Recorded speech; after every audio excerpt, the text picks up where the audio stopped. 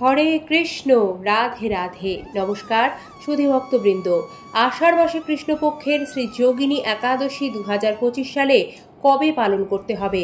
শ্রী যোগিনী একাদশীর ব্রত মাহাত্ম্য কথা, পালনের পূর্ণাঙ্গ সময়সূচি, বিধি নিষেধ এবং অম্বুবাচীর মধ্যে এই একাদশীর পালন ও একাদশী কিভাবে পালন করবেন, আজকের এই পর্বে জানুন বিস্তারিত।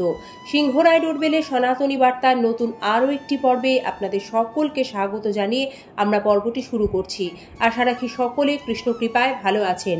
2025 সালে আষাঢ় মাসে কৃষ্ণপক্ষের শ্রী যোগিনী একাদশী চান্দ্রপঞ্জিকা তিথি ধরে বৈষ্ণবীয় ধারায় পালিত হবে। ইংরাজির 22শে জুন, বাংলার 7ই আষাঢ় 1432 বঙ্গাব্দ রবিবার। তবে স্মার্তমতে এই একাদশী 21শে জুনও কোথাও কোথাও পালিত হবে। শ্রী যোগিনী একাদশীর ব্রত মাহাত্ম্য কথা। ওম নমো ভগবতে বাসুদেবায়। মহারাজ যুধিষ্ঠির শ্রীকৃষ্ণকে বললেন, হে বাসুদেব, আষাঢ় মাসে কৃষ্ণপক্ষ তিথিতে যে একাদশী পালন করা হয় সেই একাদশীর নাম কি এবং এই একাদশীর মাহাত্ম্য কি, কৃপা করে সবিস্তারে বর্ণনা করে আমাকে জ্ঞাত করুন।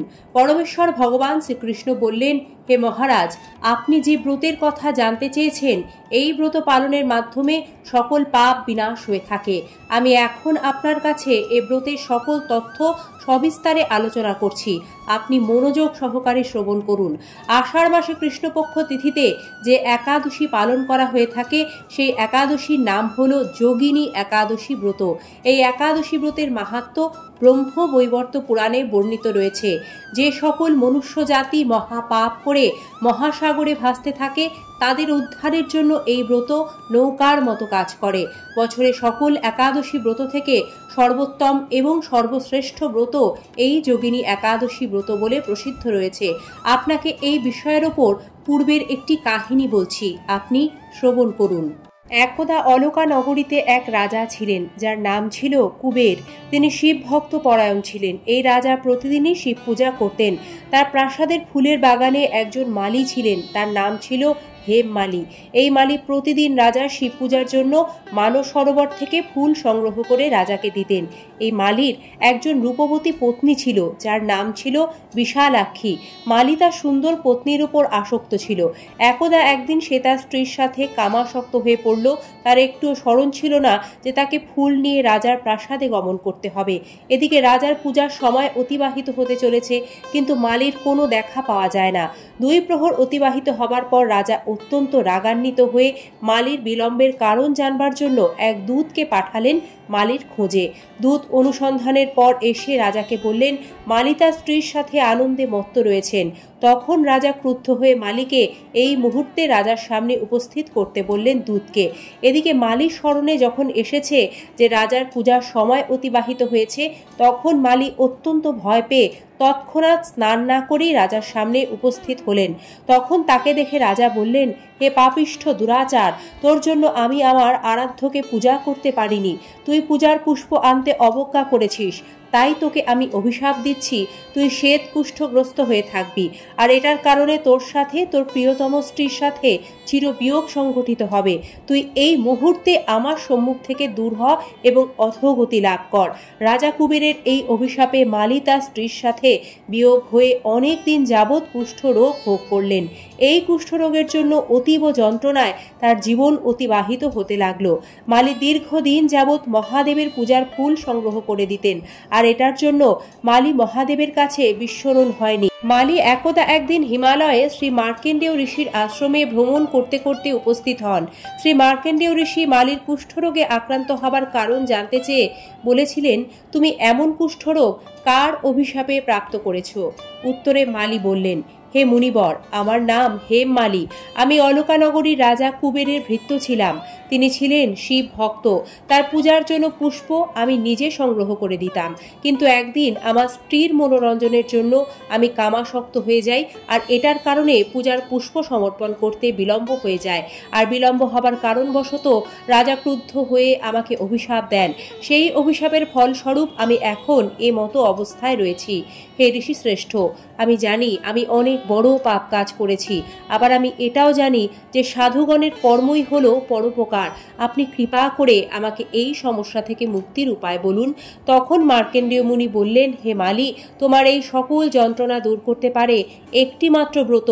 এই ব্রত আষাঢ় মাসে কৃষ্ণপক্ষ তিথিতে পালন করা হয়ে থাকে। এই একাদশীর নাম যোগিনী একাদশী ব্রত। তুমি ভক্তি ভরে এই একাদশী পালনের পূর্ণ ফল লাভের মাধ্যমে কুষ্ঠ ব্যাধি থেকে মুক্তি লাভ করবে। ঋষির কথা শ্রবণ করে মালি ঋষিকে প্রণাম করে সেখান থেকে গমন করলেন। তারপর ঋষির আদেশক্রমে হেমবালি ভক্তি ভরে এবং নিষ্ঠার সাথে আষাঢ় মাসে কৃষ্ণপক্ষ তিথিতে শ্রী যোগিনী একাদশী ব্রত পালন করলেন। আর এই একাদশীর পুণ্য লাভের মাধ্যমে হেমমালি সকল সমস্যা থেকে মুক্তি পেয়ে আবার তার সুদর্শনা স্ত্রীর সাথে সুখে শান্তিতে জীবনযাপন করতে লাগলো। হে মহারাজ যুধিষ্ঠির, আমি এই যোগিনী একাদশী ব্রত মাহাত্ম্য আপনার কাছে কীর্তন করলাম। যে সকল ব্যক্তি এই ব্রত পালন করেন তারা ৮৮,০০০ ব্রাহ্মণ ভোজনের ফল লাভ প্রাপ্ত করেন। এছাড়াও যে সকল ব্যক্তি এই যোগিনী একাদশী ব্রত মাহাত্ম্য পাঠ কিংবা শ্রবণ করেন তাদের সকলের সকল পাপ দূর হয় জগৎপালক শ্রী হরির কৃপায়। বন্ধুরা, এবারে প্রশ্ন, যেহেতু এই যোগিনী একাদশী অম্বুবাচীর মধ্যে পড়েছে, তাহলে কি তুলসী পাতা তোলা যাবে বা তুলসী মহারানীকে জল অর্পণ করা যাবে? আপনাদের উত্তর, শাস্ত্রমতে দ্বাদশী, পূর্ণিমা, অমাবস্যা, রবিবার, সংক্রান্তি রাত্রিকালে অশুচি অবস্থায় তুলসী পাতা চয়ন অর্থাৎ তোলা নিষিদ্ধ। কিন্তু শাস্ত্রে অম্বুবাচী তিথিতে তুলসী পাতা তোলার ক্ষেত্রে কোনো নিষেধাজ্ঞা নেই। তাই নির্দিষ্ট নিয়মে আপনারা অবশ্যই অম্বুবাচী চলাকালীন তুলসী মহারানীকে জল অর্পণ করবেন। এ সময় তুলসী গাছের গোড়ার মাটি একটু উঁচু করে রাখার পরামর্শ দেওয়া হয় এবং তুলসীপত্র চয়ন করতে পারবেন। পালন ছাড়া একাদশী ব্রত অসম্পূর্ণ। তাই একাদশীর পালনের যে নির্দিষ্ট সময় প্রদান করা হচ্ছে সেই সময়ের মধ্যে ভগবানকে পঞ্চরবি শস্য ভোগ নিবেদন করবেন।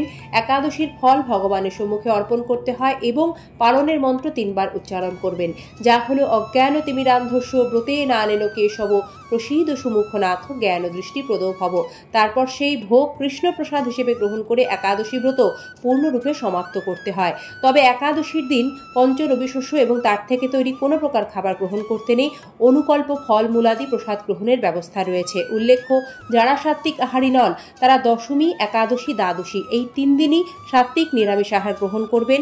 একাদশীর দিন ভুলেও নখ চুল দাড়ি কাটতে নেই। কোনো রকম নেশার বস্তু গ্রহণ করবেন না, তাতে ব্রত ভঙ্গ হয়। একাদশীর দিন প্রসাধনী ব্যবহার করতে নেই। একাদশীর দিন যাতে রক্তপাত না হয় সেদিকে বিশেষভাবে সতর্ক থাকতে হয়।